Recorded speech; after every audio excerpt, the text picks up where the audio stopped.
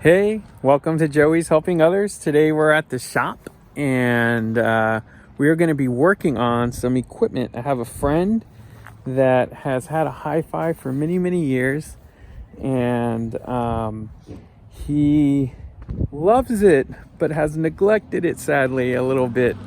And so we're going to be taking a look at it today, and I thought it would be really cool to put it on this channel because a lot of times people like seeing things kind of taken from an unloved situation to a loved situation. So with these two things we're going to be looking at, a turntable and a CD player, you're going to see that while they haven't been played in a while, they still have really good bones, and we're going to restore them. We're going to bring them back to life, and you're going to get to kind of see that process and what I do when I'm here at the shop when I'm working on equipment. And this was a lot of fun doing, and check it out. All right, so today we're going to work on this Rega P2. It's going to need one to be fully cleaned and kind of brought back to life aesthetically. It needs a new cartridge. This one has seen better days, as you can tell. You can't really see the stylus. It is there, it's just bent up into the cartridge itself. And then we're gonna put a new belt on because this belt is very frail feeling, and you can see the bend in it right here where it ovals. That's a telltale sign that your belt has not been used in a while and has been sitting in the exact same spot. Then we're gonna also work on this Rega Planar. I'm going to take a look at it. These are infamous for having their optical mechanism go out, so we may have to break this open and repair it at some point. I probably won't get to that today, but I'll get this clean, so we'll see how this goes. So we have a Rega Planar 2 here. It's a very old friend of mine's setup, and he has not played it in quite some time. I think y'all saw the first video, and you can see the belt needed to be replaced, so we've removed the belt. We've got a new belt we're going to put on. I have lubed the hub bearing, and we're going to be putting on a Rega carbon cartridge. This is an entry-level cartridge here, and it's really good. It's $65. I highly recommend it if you're just trying to get some music going back on your system. This had a a Grotto Black cartridge, which is also a really good cartridge. We sell them as well. We just tend to put Regas back on Regas. This is going to be our tracking force gauge, which we'll use to set the weight on the new cartridge. As you can see, I cleaned it all up. It's all nice and shiny now. We have our strobe kit to check to make sure that we're going to be at 33 1/3. We've got our alignment tool. This is an old AC style turntable, so it's going to have just a regular plug, RCA cables. On the newer Regas, they use a DC power supply, so you're going to have like a wall wart, or you can get an external power supply, which is really nice. It's called a Rega Neo currently, and we have those, and they work really well. So yeah, let's see how this goes together. All right, so we're going to be replacing the belt. This is the old belt over here, and if we look closely, you can see how it's pretty worn and gray, and it's dry. Let's see here. There we go. See that?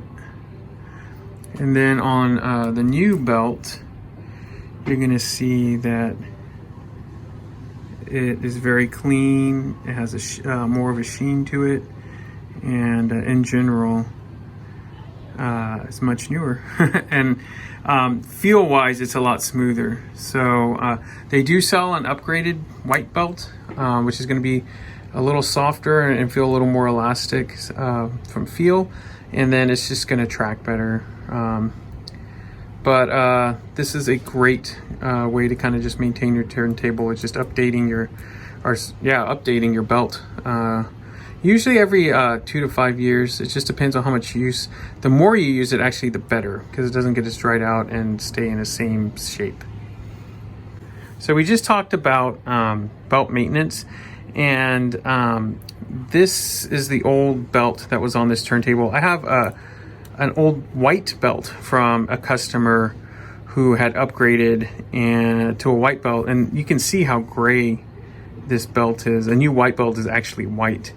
And so I like to show this white belt to kind of give you an idea of how much deterioration is actually on this black belt, but we don't see it because it's black. But when you have a white belt, you can actually see how dry and deteriorated and how much contaminants you get on it, so that it basically looks tan. So anyways, I hope this video is helpful and kind of just gives you some insight into determining if maybe you should get a new belt. Another trait is also they'll get a little oval in them. This one you can see has its oval, I'm pretty sure right where I'm holding it. Yep, and it looks like an egg. And that's when you know that your see how it still keeps it as I bring it down? That's where it was hanging on the motor and hasn't been played enough. So, hope this helps. So we've installed the new belt. You can see the motor and subplatter are working pretty harmoniously, and the belt looks good. So yeah, now we'll move on to putting the platter on, checking the time, and then also replacing the cartridge. So here we are checking the speed of the turntable, and it's pretty steady. It's just a tad faster than 33 1/3. That's really typical for this vintage of Rega turntable, and so we're going to call this one good. On the newer Rega turntables, you can actually get an external power supply like I was talking about, and you can set and tune this to be perfect, which is really nice. Cartridge lightly mounted. We haven't hooked the pins up yet. What we're going to do is we're going to align it here, and we'll be putting the stylus right on that point right there, and then we'll be making our adjustments. And so what you do is you get the cartridge, drop it down, and have it hit that mark, which looks like we're gonna have to make some adjustments, but not too big of adjustments. It's really close, as you can see. So I'll make those adjustments, and then once I've made the adjustments, I'll come over here and put the set screws further down, and I'll torque them down. I'll show you that process in just a minute. Okay, so I've gone ahead and got it aligned where I want. So what I'll do is I'll actually come and tighten these down, and I tend to kind of tighten each side equally, but not fully, so that they will go. And you'll see I'm using a Rega torque wrench, and what that means is that as I turn it, it'll actually let me know when I've gone far enough. So there we go. Yep, that's that, and that is that. All right. So this is a white felt mat that came with this turntable when I got it in. It's quite flimsy and very thin. It's not a Rega mat, so we're going to go ahead and replace it with this red Rega mat. As you can see, the material looks really different. It is also much thicker. And Rega's felt mats are intentional. They're not like decor mats like you often see on DJ turntables. So this plays a functional role in how the turntable performs. So I always recommend kind of just making sure your mat's in good shape and replacing it as needed. They do have fun colors, as you can see. They have red, blue, purple, and yellow currently, and black, of course. So now what we're going to do is we're going to set the tracking force. So we'll set the anti-skate to 0, which it's already set at. We have our counterweight here, and I'll go ahead and just randomly adjust it so that we can see like a full demo of what goes on here. So we'll put let me just rotate this just a little more. There we go. So we're at 2.46. This runs between 2 and 3 grams. So we can actually just, we could leave it there, but I like round numbers. So we'll go ahead and just add a little bit of weight, and then we'll set it to 2.5 to start. Oh, we're still there a little bit. Turn it just a little bit more. Go ahead and drop it down. There we go. Of course I overshot, but this is how it works. You just sit here and you tweak it until you get it to the weight you want. Now on some other cartridges, it's going to have a smaller range to work from, like a 0.25 range. This is 1 full gram. So we're going to go ahead and go with this 2.51.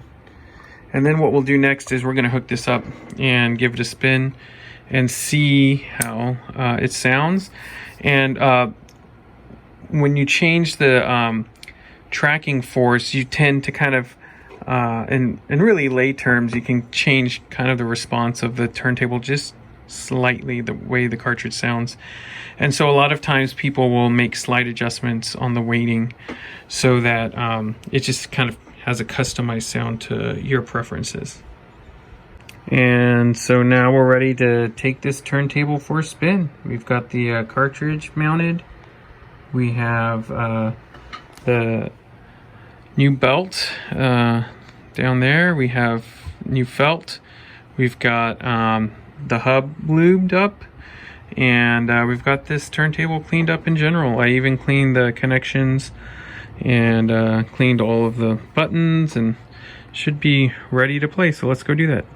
So here we are in our small listening room here at Dreamonoid's HiFi, and I'm going to be playing Stephen Fearing. It's a Rega pressing, and this is what we're going to be testing is our Rega Planar 2 we just fixed up.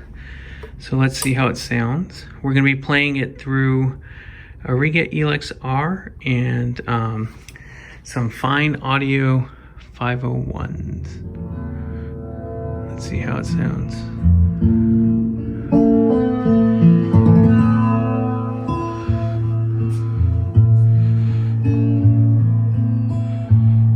Sometimes at night I hear the wind. I wish I was crazy again and running toward the edge of something far away. So as you can see, we've got a good results here. And again, this is a Rega Planar 2. It's an old customer of ours, one of my best friends, and it's from about 30 years ago, actually. And it has a sordid past, as they would say in VinWiki, Ed Boyan. But it's actually been tenderly loved and cared and kind of preserved to an extent, and then it needed to be refreshed. So we refreshed it today, and we've got some great results. So even if you have a 30-year-old Rega turntable, you can bring it to life. It will play wonderfully, and they're just, I don't know, it's just a phenomenal company. It's a company I found out about when I was 16 years old, and I've been a fan ever since, so much that I opened a store and sell it on the weekends now.